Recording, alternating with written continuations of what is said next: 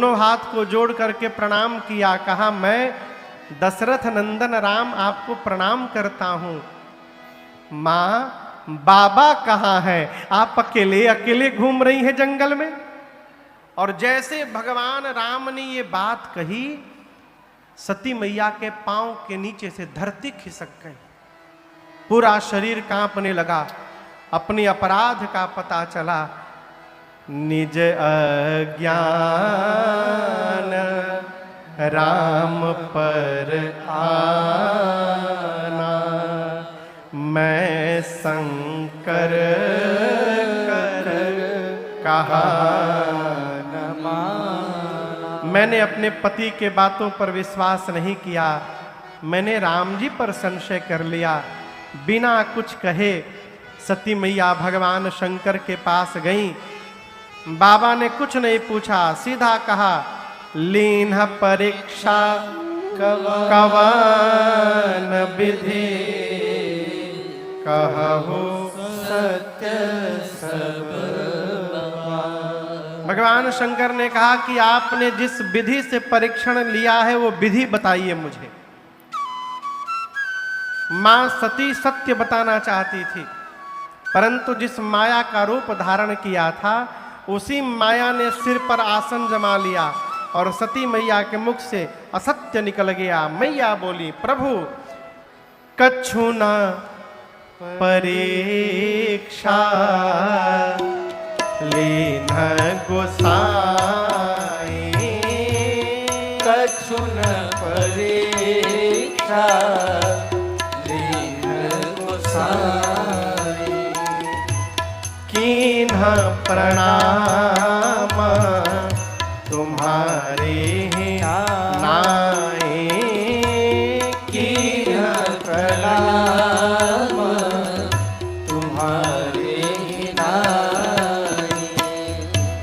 तब शंकर देखे उधरी ध्याना, तब शंकर देखे उधरी ध्याना, सती झुके ना चरित सब जाना, सती झुके ना चरित सब जाना, सती जोगे ना चरित सब जाना।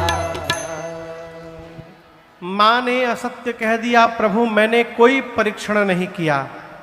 शंकर भगवान बोले, फिर क्या किया?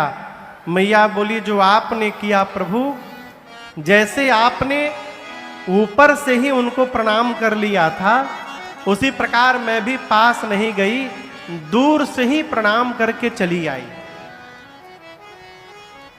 बाबा को विश्वास नहीं हुआ और शंकर भगवान ध्यान में गए। ध्यान में जाकर बाबा ने सब देख लिया। क्या देखा? सती कीन्ह सीता कर वेसा। बाबा ने देखा मेरी सती ने मेरी मां सीता का रूप धारण कर लिया। और आपको बताऊं, भगवान शंकर को इतना कष्ट हुआ हृदय में, उसी क्षण बाबा ने नेत्र बंद करके मन में संकल्प किया कि आज के बाद जब तक सती अपने इस शरीर में है, मेरा और सती का अब भेंट होने वाला नहीं है। बाबा ने सती मैया का त्याग कर दिया। आकाशवाणी हुई, आकाशवाणी ने जय जयकार किया भगवान शंकर का। बारंबार मैया सती पूछती रही, प्रभु आपने कौन सा संकल्प कर लिया? भगवान शंकर बताए नहीं। कैलाश गए और कैलाश जाकर बाबा सीधे समाधि में प्रवेश कर गए। गोस्वामी जी कहते हैं, शंकर सहज स्वरूप संहारा लागी। स्वामी जी कहते हैं, बीते संबत सहस सतासी, तजी समाधि संभुव विनाशी। राम नाम शिव सुमिरन लागे, जाने सती जगत पति जागे। जाय शंभु पद बंदन कीन्हा, सन्मुख शंकर आसन दीना। लगे कहन हरि कथा रसाला, दक्ष प्रदेश भय ते काला। देखा विधि विचारी सब लायक, दक्ष कीन्ह प्रजापति नायक। बड़ अधिकार दक्ष जब पावा, अति अभिमान हृदय तब आवा। नहीं को वस जनमा जग माही, प्रभुता पाई जाय मद नागी। नहीं को वस जनमा जग माही, प्रभुता पाई जाय मद नागी। 87,000 वर्ष तपस्या समाधि में रहने के बाद भगवान शंकर ने नेत्र खोला और मुख से राम राम शब्द का उच्चारण किया। सती मैया के कान में राम राम शब्द जब आया ना, माँ जान गई कि बाबा समाधि से वापस आए। सती मैया ने दौड़ कर जाकर दंडवत किया है। और यहाँ दर्शन करिए, पार्वती जी भगवान शंकर के बाईं ओर बैठी है, बाम भाग में। अर्धांगिनी का स्थान वामांग में होता, उसको वामांगी कहते हैं। पूजन करते समय अर्धांगिनी को दाहिनी ओर रहना चाहिए। पूजन में कहाँ रहना चाहिए? दाहिनी ओर। और ऐसे बाईं ओर रहना चाहिए। पार्वती जी भगवान शंकर की बाईं ओर बैठी हैं। लेकिन आज जब सती जी ने जाकर प्रणाम किया शंकर जी को, तो बाबा ने अपने बाईं ओर नहीं बिठाया। कहाँ बिठाया? सन्मुख शंकर आसन दीन्हा। बाबा ने मां को अपने सन्मुख स्थान प्रदान किया। क्यों किया? वामांग में बैठने का अधिकार सती मैया खो चुकी हैं अपना, इसलिए बाबा ने सामने बिठाया है। सामने बिठाकर भगवान शंकर लगे कथा सुनाने। और उसी समय एक घटना घटी। सती मैया के पिताजी का नाम है दक्ष। क्या नाम है? दक्ष। ब्रह्मा जी ने दक्ष को सभी प्रजापतियों का राजा बना दिया। और जैसे दक्ष को बड़ा अधिकार मिला, सभी प्रजापतियों के राजा बने, अभिमान हो गया हो दक्ष को। ये अभिमान अधिकार मिलने के बाद ही आवत है, पहले नहीं आता। जैसे अधिकार मिल जाए अभिमान आ जाता है। क्यों आ जाता है? क्योंकि लगने लगता है कि हमने कमाया है।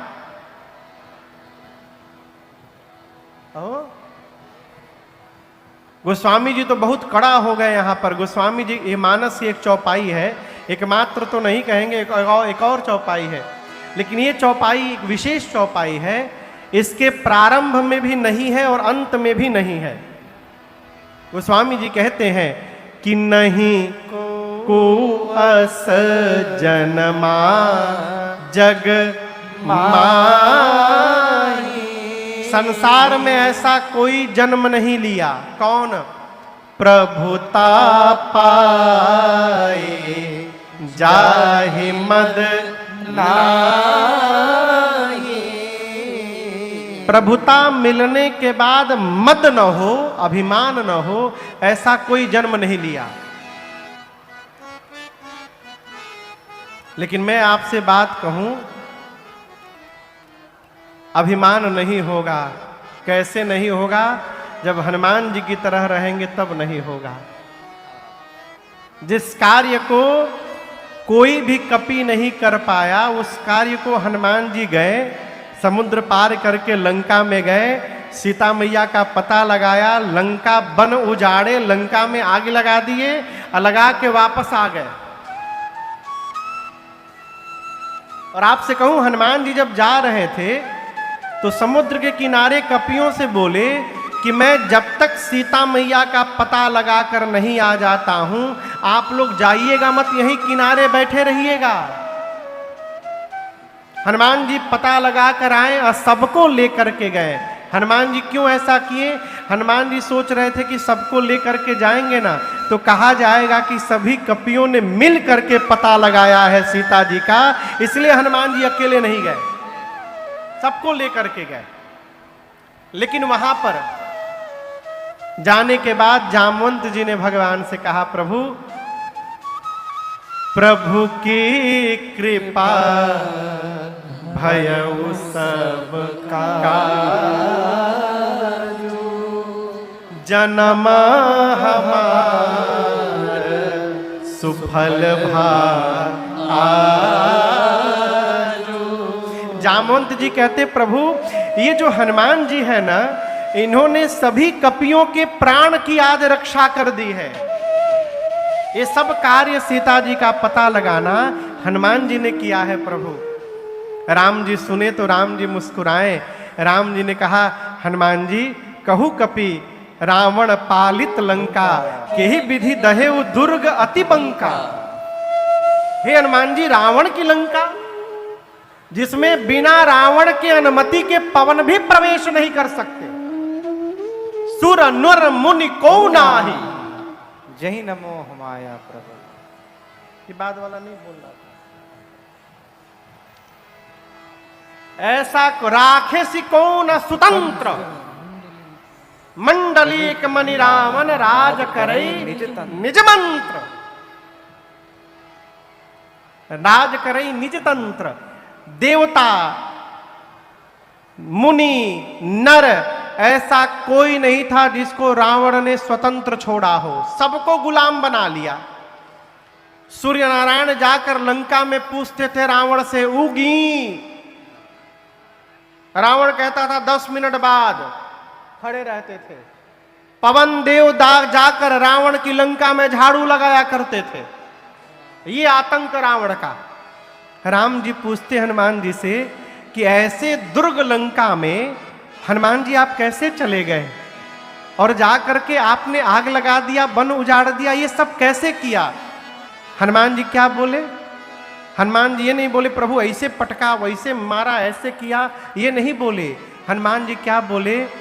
सो सब तव प्रताप रघुराई। हनुमान जी बोले, प्रभु मैंने कुछ नहीं किया, सब आपके प्रताप ने किया है। जीवन में जब तक ये बुद्धि बनी रहेगी कि हम केवल निमित्त मात्र हैं, करने कराने वाले तो भगवान हैं, हम कितनी भी ऊंचाई पर पहुंच जाएं, हमको अभिमान होने वाला नहीं है। इसलिए हमेशा यही बात कहते रहिए, मेरा आपकी कृपा से सब काम आऊं, मैं तो नहीं हूँ काबिल, तेरा प्यार कैसे पाऊं। टूटी हुई वाणी से गुणगान कैसे गाऊं, टूटी हुई वाणी से गुणगान कैसे गाऊं। मैं तो नहीं हूँ काबिल, तेरा प्यार कैसे पाऊं। मैं तो नहीं हूँ काबिल, तेरा प्यार कैसे पाऊं।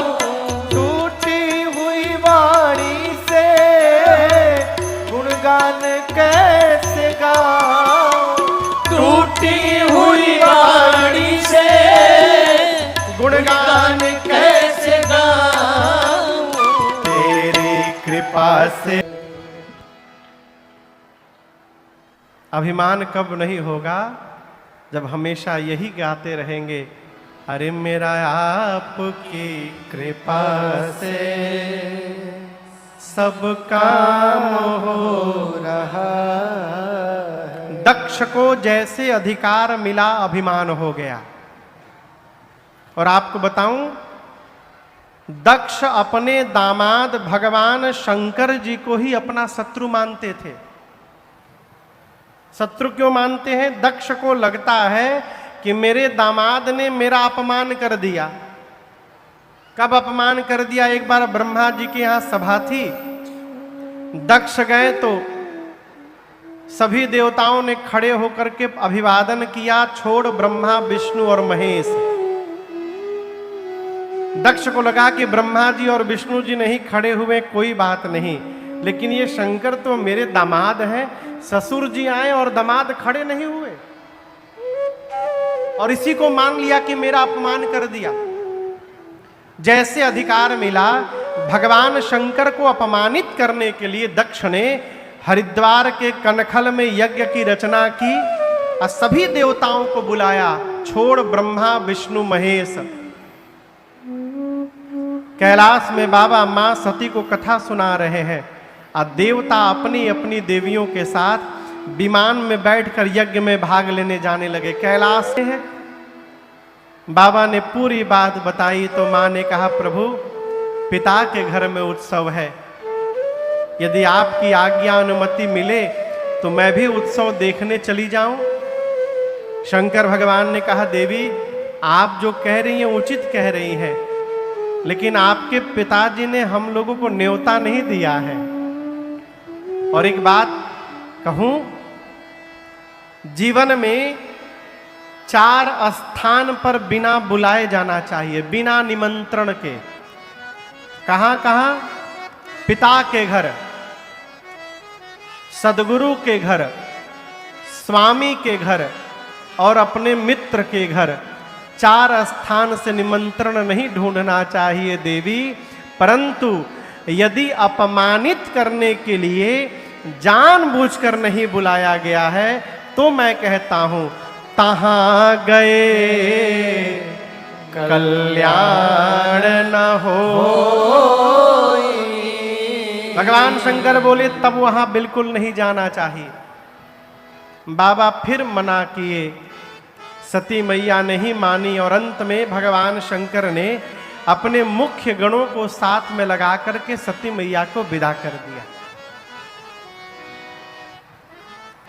मां सती जब पिता के घर गई हैं, बाबा कहते हैं, अरे पिता भवन जब गई भवानी, पिता भवन जब गई भवानी, दक्ष त्रास काहू न सन माने, दक्ष त्रास काहू न सन मानी, सादर भले ही मिली एक माता, सादर भले ही मिली एक माता, सादर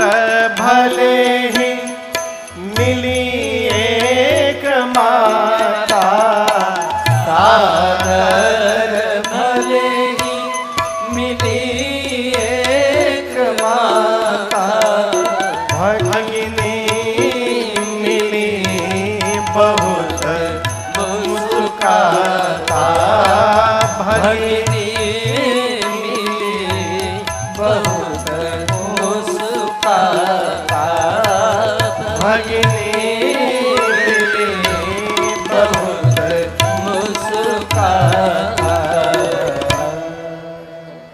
पिता के घर जब मां सती गईं, आपको सुनकर आश्चर्य होगा, किसी ने सती मैया की ओर देखा तक नहीं। ने पहले ही सबको त्रास दे के रखा है, आ गई सती और किसी ने बात कर लिया तो फिर उसकी खैर नहीं होगी। जानते हैं, सती मैया को जन्म देने वाली उनकी मां, मैया ने बेटी को गले लगाया है। सती मैया अनुमति लेकर जाकर यज्ञ मंडप की परिक्रमा लगाई है और परिक्रमा लगाते मां की दृष्टि गई कि मंडप में सभी देवताओं का स्थान बना है, छोड़ मेरे पति को। मेरे पिता के घर में मेरे पति का अपमान। मां का पूरा शरीर क्रोध में भड़क उठा। मां विकराल रूप धारण कर ली। मां ने कहा, हे देवगण मुनिगण, इस सभा में बैठकर आप में से जिसने जिसने भी मेरे पति की निंदा की है अथवा अपने कान से निंदा को श्रवण मात्र किया है, आप सबको दंड मिलेगा। मर्यादा कहती है जिस सभा में संत की, शंभु की और श्री हरि की निंदा हो रही है, यदि अपने भुजाओं में शक्ति है तो उसी समय निंदा करने वाले की जिह्वा काट दी जाए। यदि शक्ति नहीं है तो कान बंद करके चले जाइए। मेरे पति केवल मेरे पति नहीं है, शंकर जगत के पिता हैं और आज इस मंदमती मेरे पिता ने मेरे पति का अपमान किया है। आज के बाद मैं इसकी बेटी के रूप में जीवित नहीं रहूंगी। इतना कह के सती मैया ने दाहिने पांव के अंगुष्ठ में योगाग्नि को प्रज्वलित कराकर और मां ने अपने आप को जला करके भस्म कर दिया। मां का पूरा शरीर योगाग्नि में दहक उठा, हाहाकार मच गया हो। नारद जी जाकर भगवान शंकर को बताएं। बाबा को आदेश आया, जटा से केश निकालकर धरती पर पटके वीरभद्र प्रकट भय। भगवान शंकर ने वीरभद्र को कुपित करके भेजा। वीरभद्र ने जाकर सबसे पहले यज्ञ के आचार्य की दाढ़ी नोची,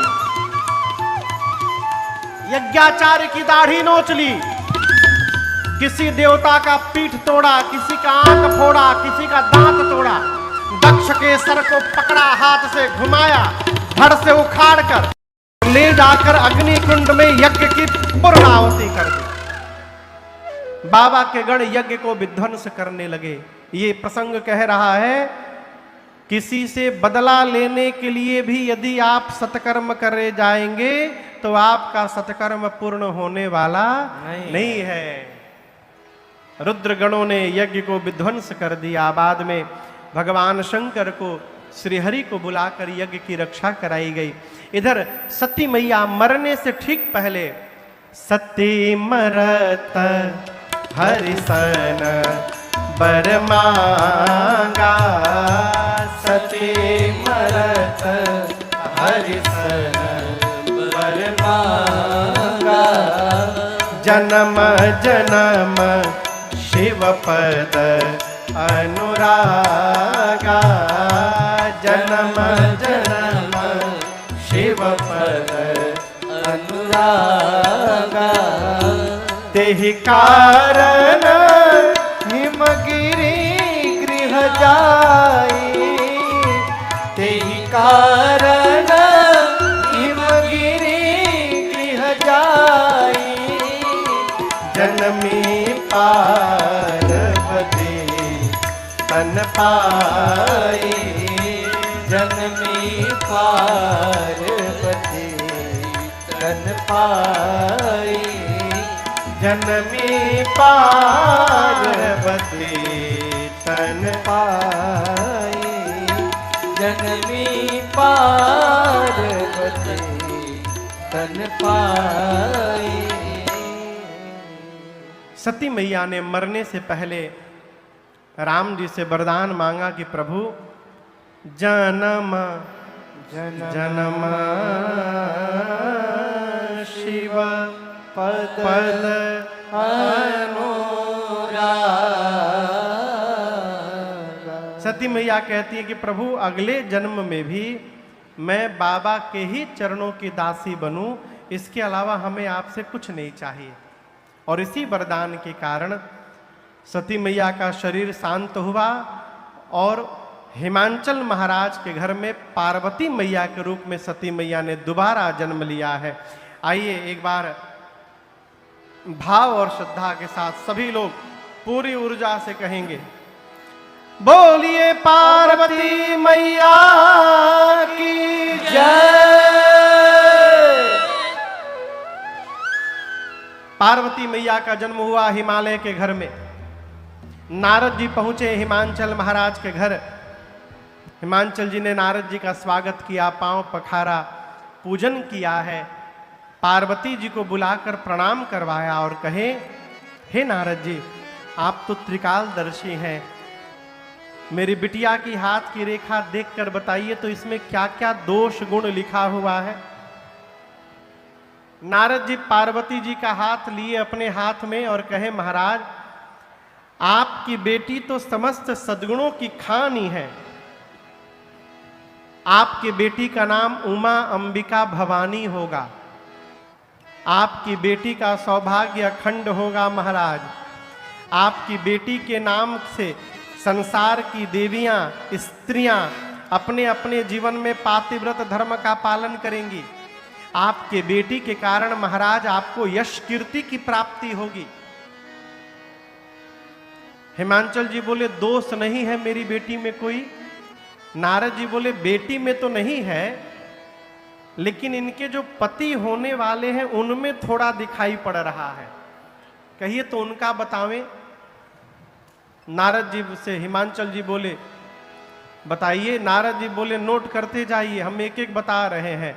आपके बेटी का पति अगुना अमाना मातु पितु हीना। नारद जी बोले आपके बेटी का पति अगुण होगा। क्या होगा? जोर से कहिए, क्या होगा? अगुण। अगुण मने सरकार। नारद जी बोले आपके बेटी का पति अगुण होगा। अगुण मने सामान्य अर्थ। सरकार बोल रहे हैं बिना गुण का, गुण रहित। यही अर्थ हिमांचल भी समझ लिए। नारद जी बोले आपके बेटी का पति अगुण होगा। हिमांचल समझ गए उसमें कोई गुण नहीं होगा। लेकिन नारद जी कहना चाहते हैं अगुण यानी सत रज तम तीनों गुणों से परे होगा, त्रिगुणातीत होगा। नारद जी बोले आपके बेटी का पति अमान होगा। अमान यानी मान सम्मान से ऊपर। देखिए सरकार, लक्ष्मी नारायण महायज्ञ यहां चल रहा है, लेकिन हम आपसे बतावें पूरी धरती पर सबसे आसान किसी देवता की पूजा है तो भगवान शंकर की। बाबा की पूजा इतना सरल आसान कोई दूसरी पूजा नहीं है। कहें कुछ ना मिले, अरे ना कौन फल पर बस एक लोटा जल पर, ना कौन फल पर बस एक लोटा जल पर। अरे भोला पूजा ले जिन का से सगरी दाम बा, ओकर बेसी दाम बा, जौना के काम नइखे ओकर बेसी दाम बा। भगवान शंकर कुछ ना मिले, एक लोटा पानी लीजिए नल में से, हर हर महादेव हर हर महादेव, बाबा गदगद हो गए। अरे हम आपको एक कथा सुनावे। सरकार, एक शिवालय में सोने की जलहरी लगी थी। जलहरी समझते हैं ना? कलश जिसमें से पानी गिरे शिवलिंग के ऊपर। इतना बड़ा सोने का कलश लगा था ऊपर। एक चोर को दिखाई पड़ गया। अब वो चोर सोचे कि मिली कैसे हमरा। पंडित जी दिन भर रहते मंदिर में, तो वो रेकी शुरू किया तो देखा कि दिन में आधे घंटे के लिए पंडित जी मंदिर छोड़ के चले जाते हैं भोजन करने। पूरा टाइमिंग सेट किया, प्लानिंग किया कि पंडित जी भोजन करने गए और उसी आधी घंटे में हम उतार लेके चले जाएंगे। जब मंदिर पहुंचा उतारने, तब उसे पता चला कि बहुत ऊपर है, हमारे हाथे नहीं पहुंचेगा, वहां तक उतारेंगे कैसे। अब परेशान लगा सीढ़ी खोजने। इधर टाइम बीत रहा है।